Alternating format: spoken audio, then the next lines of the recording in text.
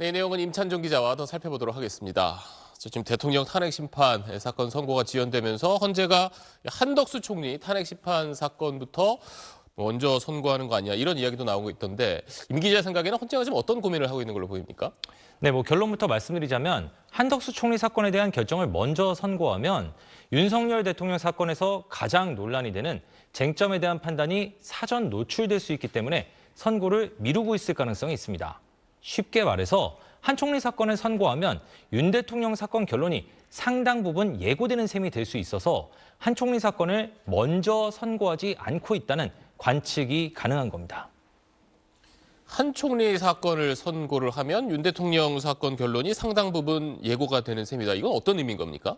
네, 이전에도 설명을 드렸지만 만약 윤석열 대통령 사건에 대해 재판관들 사이 이견이 있다면 절차적 쟁점에 대한 것일 가능성이 크고 절차적 쟁점 중에서도 소추 사유를 변경할 때 국회 의결이 필요한지에 대한 문제일 가능성이 제일 높습니다. 그런데 이 소추 사유 변경 문제, 즉 내란죄 철회 여부 문제는 윤 대통령 사건뿐만 아니라 한덕수 총리 사건에서도 중요한 쟁점입니다. 국회 측이 한 총리 사건에서도 형사 범죄인 내란죄가 성립한다는 주장은 하지 않겠다고 밝히면서 소추 사유를 사실상 변경한 것이라는 논란이 불거졌기 때문입니다. 결국 한덕수 총리 사건 결정 선고 과정에서 소추 사유를 변경할 때 국회 의결이 필요한지에 대해 재판관들이 판단할 가능성이 큰데 이 판단이 윤 대통령 사건의 핵심 쟁점에도 그대로 적용될 수 있는 겁니다. 따라서 한 총리 사건을 선고하면 윤 대통령 사건 결론이 상당 부분 예고될 가능성이 크고 이런 이유로 헌재가 한덕수 총리 사건을 먼저 선고하지 않고 있다는 분석이 나오는 겁니다.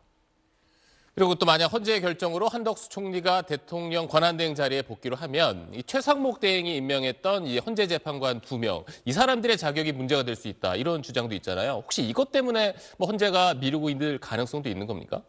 네, 한덕수 총리가 대통령 권한대행으로 복귀한다고 해도 한 총리 직무 정지 상태에서 최상목 권한대행이 헌법재판관을 임명한 행위의 효력이 문제가 될 가능성은 매우 낮습니다. 마은혁 후보자를 임명하지 않은 것과 관련한 권한쟁의 사건에 대해 헌재가 선고를 하면서 총리가 아니라 다른 국무위원이 대통령 권한대행인 상황이더라도 재판관을 임명하는 것은 권한일 뿐만 아니라 의무라고까지 선언한 상황이기 때문입니다. 게다가 권한대행이 대통령 고유 권한인 임명권을 행사한 것이 문제라면 법안 거부권 등 대통령 고유 권한을 행사한 다른 경우까지 전부 문제가 되는 것이라서 재판관 임명 효력이 문제가 될 가능성은 매우 낮습니다. 네, 알겠습니다. 지금까지 사회부 임찬종 기자였습니다.